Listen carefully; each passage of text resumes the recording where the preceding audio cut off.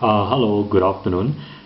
So this week we are going to cover the topic of romantic love in Introduction to Philosophy.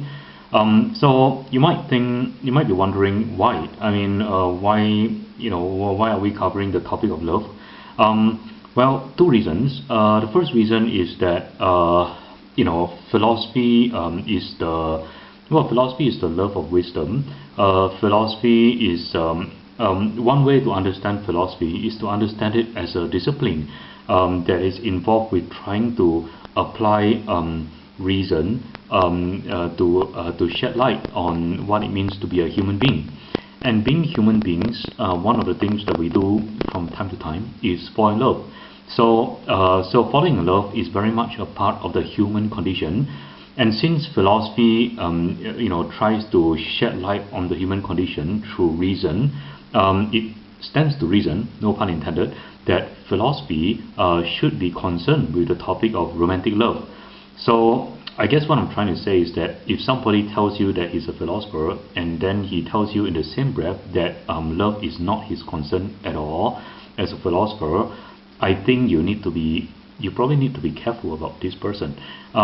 Okay, but anyway, the other reason why we are concerned with love as a philosophical topic is because philosophy, one of the things that we do in philosophy is to try to take certain things that we are familiar with in our everyday life, things like love or art, and try to get clear about what they are. If I were to ask you, if I were to ask you what is love, you might not be able to give me a definition, but I'm sure you have some idea of what love is. If nothing else, you might tell me that love is something that I can't really explain, but I know it when I feel it. I know it when I see it. So in that, you might know that somebody once said the same thing about pornography. I don't know how to define pornography, but I know pornography when I see it. So in this sense, love is a little bit like pornography in the sense that it is something that you know it when you see it. But as philosophers, we don't want to be content with just knowing something when we see it. We want to be able to give an explanation of it. We want to make try in some way to make love make sense, to be able to explain it without reducing the mystery, without reducing the beauty of love. So that's what we try to do when we try to talk and think about love as philosophers. If anything, talking about love shouldn't reduce. Talking and thinking about love shouldn't reduce its mystery and its beauty. If anything, it will help us to appreciate it better, understand it better, and understand how we can make love become a better part of our lives, more integrate it better into our lives. So for this week, we all the readings for this week are on Moodle. You will see that there are a bunch of readings. So there are a few articles by Robert Solomon on what love is. Is love a feeling? Has love been over-idealized and things like that? So I'm not going to cover those readings. Those readings are fairly straightforward, fairly accessible. So I think you can read them for yourself and based on your reading, try to answer the quiz questions on your own. What I'm going to do in this video is actually talk about Sartre, Jean-Paul Sartre's view of love. Because I think that his view of love is a little bit more complicated, and the reading that I posted online from Sartre this week may also be more complicated, and therefore I think that it'll be more worthwhile to spend time talking about Sartre's love, Sartre's view of love, and to leave you to cover the Solomon readings by yourself. Alright, so to begin by talking about Sartre's view of love, we have to begin by talking about alienation through the look of the other.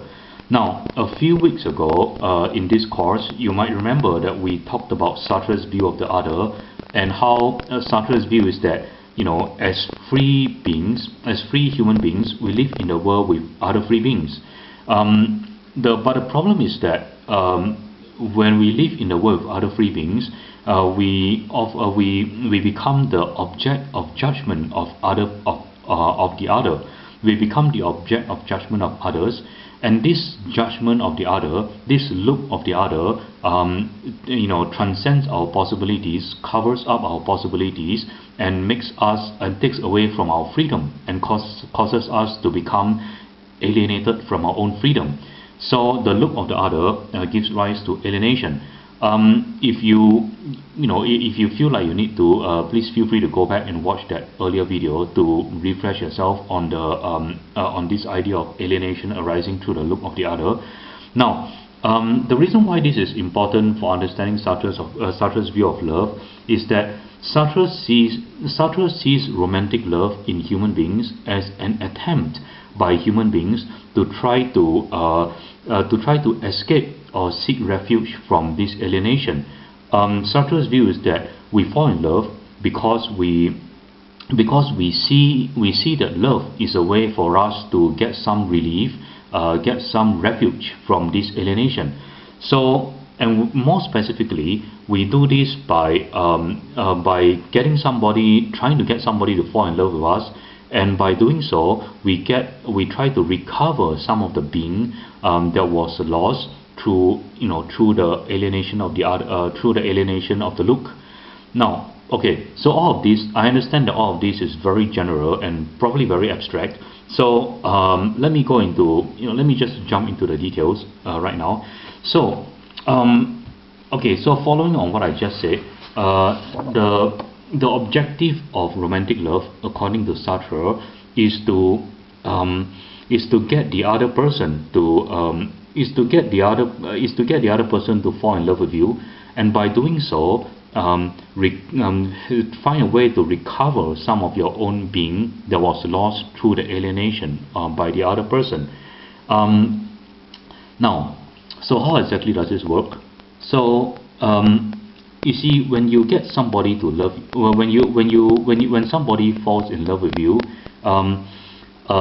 he or she is doing it, freely, and the word freely is very important here.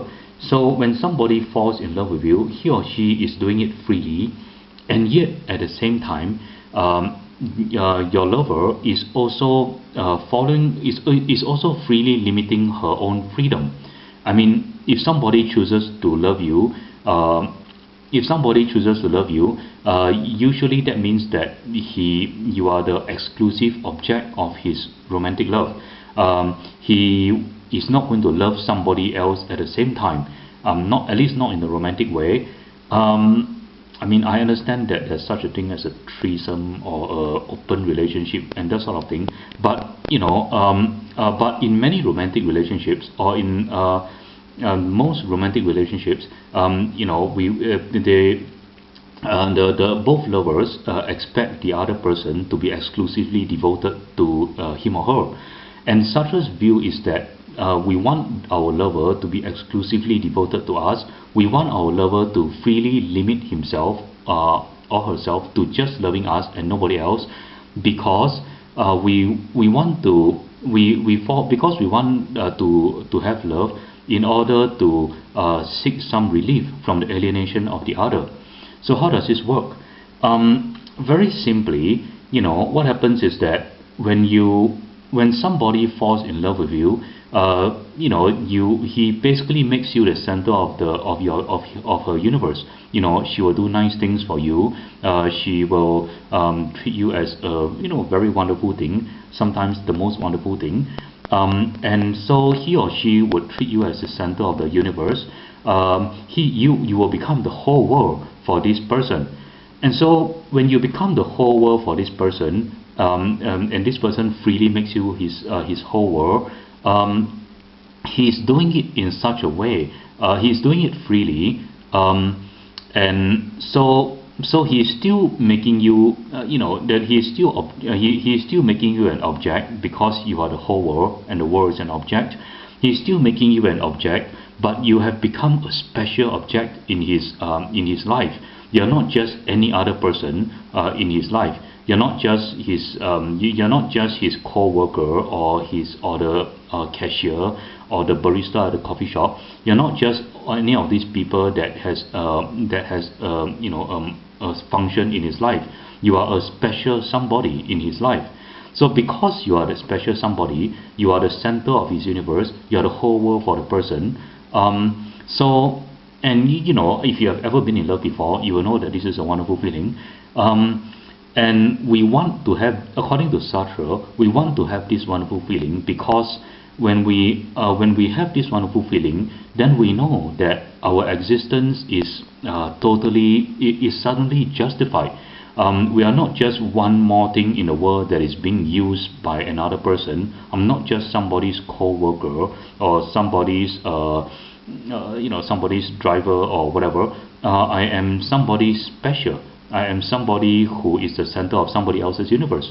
And according to Sartre, we look for this wonderful feeling because when we become the center of somebody's universe, then we are not being used and objectified by our lover. Our lover treats us as somebody that's very special. And because we are not being used and objectified, and we are treated as being very special, we also achieve a temporary freedom from the alienation of other people. I mean, our lover definitely doesn't alienate us anymore because we are the center of his universe. Even if other people continue to objectify and alienate us, it's okay because we know that there is now this one person who treats us as the center of his universe, and in a sense that's all that matters. Well, maybe not, but you know, it's a wonderful feeling anyway. So again, to repeat myself, Sartre's view is that when we all want to fall in love, because when we fall in love, when somebody makes us the center of his universe, we are free, at least temporarily free. We temporarily find refuge from the objectification and alienation of the other. So long story short, according to Sartre, this is why we fall in love. Okay, but let me just ask you a question. Why do we have to get the other person to freely fall in love with us? Why can't we just, you know, maybe enslave the other person, or maybe threaten the other person to force the other person to, you know, to love us? Well, Sartre's view is that first, this is not really possible, and even if it were possible, we still wouldn't want it. Why? Because if you force somebody to love you, then what happens is that you realize that you don't have full control over that person. You only have control over the physical part of the person. You can physically force the person to do certain things, but there's still a part of that person, the person's mind, that is, you know, that has not submitted to you, and that part of the person's mind that hasn't submitted to you will still continue to objectify you and alienate you. And this is, you know, a very unsatisfactory state of affairs. I mean, you probably have heard of stories of people in unhappy relationships or unhappy marriages in which they stay together out of convenience, maybe for the kids or whatever. They stay together out of convenience, but both people really don't really want to be in the relationship, and so you get the sense that there is, in this relationship, both parties are unhappy because each feels that there is a part of the other person that is judging him, that is alienating him, that is treating him and using him as simply an object to fulfill a certain function, an object to help look after the kids, an object to help bring home the paycheck or whatever. So because of this, Sartre observes that when you love somebody, when you fall in love with somebody, you want the person to fall in love with you freely and of his own, of his own accord, of his own free will, because it is only when that person freely chooses to limit himself to loving only you, then you can be sure that you are not being judged and objectified by that person. Why? again, because that person is now freely treating you as the center of his universe, as the whole world for him or her. So that's why the way to get somebody to fall in love with you freely is you can only achieve that through seduction and not enslavement or coercion. And which is why getting somebody to fall in love with you is very hard work. Okay, so that basically in a nutshell is Sartre's view of love. But this is not the end of the story. Sartre believes that love, human romantic love, is inherently a very problematic enterprise. It is a project that is fraught with a few difficulties. Well, what are the difficulties? Well, there are basically three difficulties, three problems with romantic love. Well, the first problem is this. So I said that when somebody falls in love with you, you become the whole world for the other person, for your lover. But here's the problem. To be the whole world for the other person is still to objectify yourself, because the whole world is an object. So if you are the whole world for the other person, you're still an object, even though you are now a very special object. So what happens when you objectify yourself? When you objectify yourself, you are basically deceiving yourself into believing that you are not a free being when you actually are a free being. You cover up or flee from some of your own freedom in order to become an object. Remember that in my previous video, Sartre, what does Sartre say about being conscious of your own freedom in order to run away or cover up from it? There's a name for this. It's called bad faith. So actually, when somebody falls in love with you, and you start to believe that you are the whole world for that person, and you bask in that person's attention, then according to Sartre, when you do that, you actually have fallen into bad faith. So there's something very problematic about love, because to be in love is to actually cover up or give up some of your own freedom. So to be in love is to be in bad faith, and so that is one reason why romantic love is problematic. The other reason is this.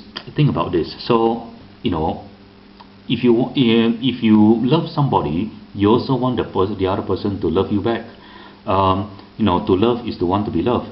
So if you succeed in getting somebody to fall in love with you, that person will now love you. But then when that person loves you, he or she also wants you to love him back. So when he wants you to love him back, then he also wants to become the whole world for you. So you see, there's a very funny tension going on. At first you get somebody to fall in love with you, you become the whole world for that person, and then when that person falls in love with you, he also wants to become the whole world for you. When he becomes the whole world for you, then you now become this. You now suddenly have gone back to becoming this free being who is now standing inside his world. So so there is something self-defeating here, because when that person becomes the whole world for you, and you become a free being that is inside his world, you are now thrown back into a world. You are now thrown back onto your own freedom, and you are thrown back onto the consciousness of freedom, onto the feeling of anguish that comes with the freedom, which is totally self-defeating, because when you got involved with love in the first place, you fell in love in the first place in order to try to escape from this feeling of alienation, and that freedom brings with it. But now you're suddenly thrown back into the world, and so it's kind of self-defeating, because once you get the other person to fall in love with you, they're suddenly thrown back onto your own freedom. So in that sense, love is a very self-defeating enterprise. Okay, and the third reason is a reason that most of us are probably familiar with. And the third problem is this: at any moment, love is free, right? The other person freely chooses to love you. But what that means is that at any moment he can also freely decide to stop loving you. So at any moment, the other may decide not to love you anymore, And then when that happens, you will find yourself thrown back into the world. Well, not only that, actually, when the other person stops loving you, then the other person becomes just another person in your environment. It just becomes another other. And being another other, that person would start to objectify and alienate you just like any other person. So so because of this, because we cannot be sure when we will stop being loved by the other person, love is in this sense inherently unstable. We don't know when it will end. So okay, so you know, all of that, all of the above is very is Sartre's view of love and his view of the problems that are inherent in the project of love. And we can see that the romantic love is basically a very flawed and ultimately unsuccessful attempt for us to try to seek refuge or escape from the alienation of the look of the other. But unfortunately, this doesn't stop us from falling in love. Why? Because we are human, and being human, we have a natural tendency to try to run away or cover up from our own freedom. In other words, we have a natural tendency to be in bad faith. So anyway, that's all I have for the moment. Thank you very much for listening to me. I'll see you soon. Bye.